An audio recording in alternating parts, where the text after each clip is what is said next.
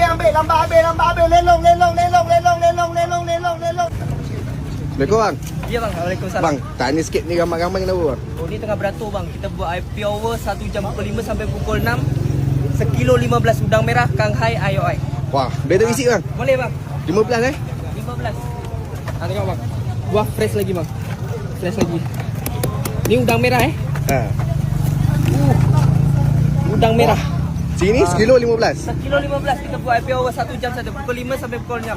Lepas tu kalau selebihnya pukul 6 tu harga biasa 29. Sekilo 29. Ni IOI. Oh, okey. Ni kalau harga kat luar biasa berapa bang? Oh, market kat luar ni bang 35 ke atas. Kita jual sekilo 29 je. Kalau hari biasa 29 je. Hari biasa 29. Ni musangking bang. Betul bang. Musangking berapa kira? Kita bagi special lagi bang.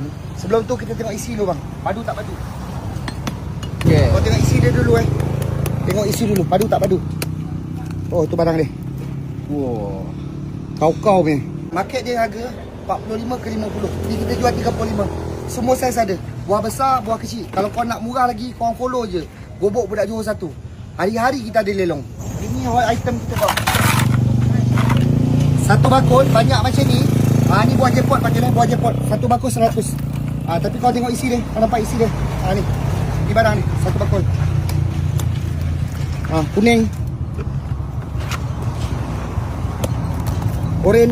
Wah. Ni barang dia. Ini barang hot item bang. Oh, tak bohong ni Tak bohong. Satu bakul bang macam ni bang 100 bang. Kena cepat Petang ada. Kalau malam saya takut tak ada. Satu bakul 100. Semua kuning. Tak kuning kita ganti bang. Bukan setakat jual buah premium tu murah. Tapi buah-buah bajet pun kita ada korang. Kalau kau nak buah-buah bajet macam ni, satu bakul penuh macam ni 70 je korang tapi kalau 70 kau janganlah minta kuning-kuning. Kalau jumpa kuning tu nasib. Tapi kita tunjuk juga isi dia korang. Dia banyak putih tapi buah ada warranty, kau risau. Nampak? Ni barang dia. Nampak isi putih kan? Oh, ni pun ada warranty Ni pun ada warranty korang. Buah murah bukan kata kita tak bagi warranty, kita warranty. Rosak kita ganti. Nampak?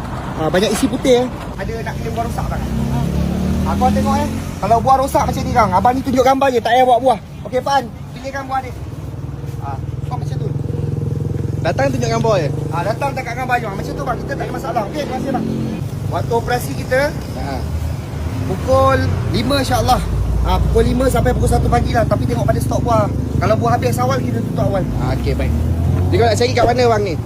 Boleh Waze ataupun Google Durian Gobok Budak Johor. Durian Gobok Budak Johor. Kita dekat Taman Dahlia Tampoi. Okey bang, terima kasih. Baik, terima kasih. Assalamualaikum. Kita semua dah cek bang Terima kasih datang lagi. InsyaAllah. Assalamualaikum. Assalamualaikum.